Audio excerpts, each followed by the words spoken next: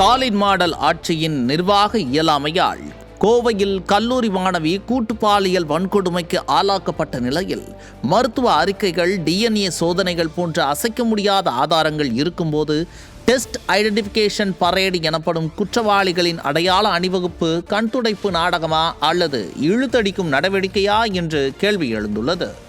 கடந்த நவம்பர் 2ஆம் தேதியன்று கோவை விமான நிலையம் பின்புறம் 20 வயதுடைய கல்லூரி மாணவி தனது ஆண் நண்பருடன் காரில் அமர்ந்து பேசிக் கொண்டிருந்த போது அந்த வழியாக வந்த 3 காமுகர்களால் தாக்கப்பட்டதோடு மாணவி கடத்தப்பட்டு கூட்டு பாலியல் வன்கொடுமைக்கும் ஆளாக்கப்பட்டார்.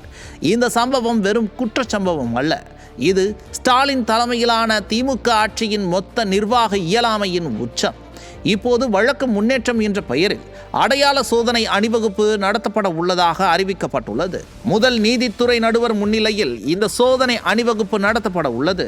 வழக்கில் தொடர்புடைய காமுகர்களான 30 வயதினுடைய கருப்பசாமி என்கின்ற சதீஷ், 20 வயதான குணா என்கின்ற தவசி, 20 வயதுடைய காளீஸ்வரன் என்கின்ற கார்த்தி மூவரும் துப்பாக்கியால் சுடப்பட்டு கோவை மருத்துவக் கல்லூரி மருத்துவமனையில் சிகிச்சை பெற்று வந்த நிலையில் 2 சிறைக்கு திரும்பிய நிலையில் 3வது நபர் இன்னும் சிகிச்சையில் இருக்கிறார்.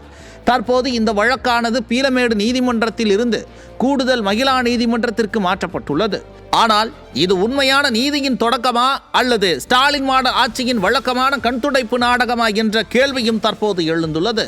இந்த ஆட்சி பொறுப்பேற்று கடந்த 4 ஆண்டுகளில் குற்ற விகிதங்கள் இதுவரை குறையவில்லை. மாறாக பெண்களுக்கு எதிரான வன்கொடுமைகளும் கூட்டு பாலியல் சம்பவங்களும் தொடர்ச்சியாக அதிகரித்து வருகின்றன. கோவை போன்ற தொழில்துறை நகரத்தில் விமான நிலைய பகுதியில் நடக்கும் இத்தகைய கொடூரம் காவல்துறையின் உளவுத்துறை தோல்வியை வெளிப்படுத்துகிறது. ஸ்டாலின் அரசு பெண்கள் பாதுகாப்பு என பிரச்சாரம் செய்து வருகிறது.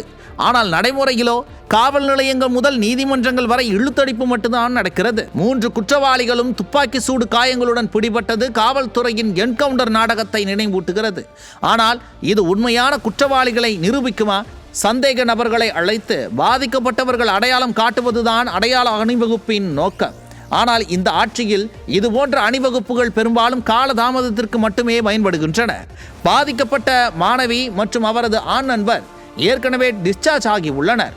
அவர்களது வாக்குமூலங்கள், மருத்துவ அறிக்கைகள், DNA சோதனைகள் போன்ற அசைக்க முடியாத ஆதாரங்கள் இருக்கும்போது ஏன் இன்னும் அடையாள அணிவகுப்பு சோதனையை இழுத்தடிக்க வேண்டும்? இது வெறும் நிர்வாக சடங்கா அல்லது குற்றவாளிகளுக்கு தப்பிக்க வழி செய்யும் தந்திரமா என்று மக்கள் கேள்வி எழுப்பியுள்ளனர். கோவை சம்பவத்தில் குற்றவாளிகள் பிடிபட்டது காவல்துறையின் திறன் அல்ல, அது தற்செயல்.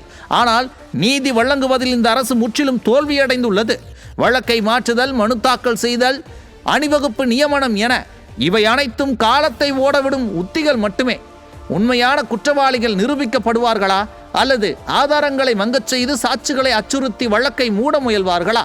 தமிழ்நாட்டு மக்களே, இந்த ஆட்சியின் நிர்வாக இயலாமைக்கு எதிராக குரல் கொடுங்கள்.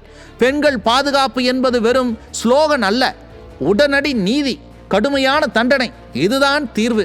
ஸ்டாலின் அரசு தொடர்ந்தால் கோவை போன்ற சம்பவங்கள் பல தொடரும். உண்மையான மாற்றம் வேண்டுமானால் இந்த போலி திராவிட மாடலை தூக்கி எறிய வேண்டும்.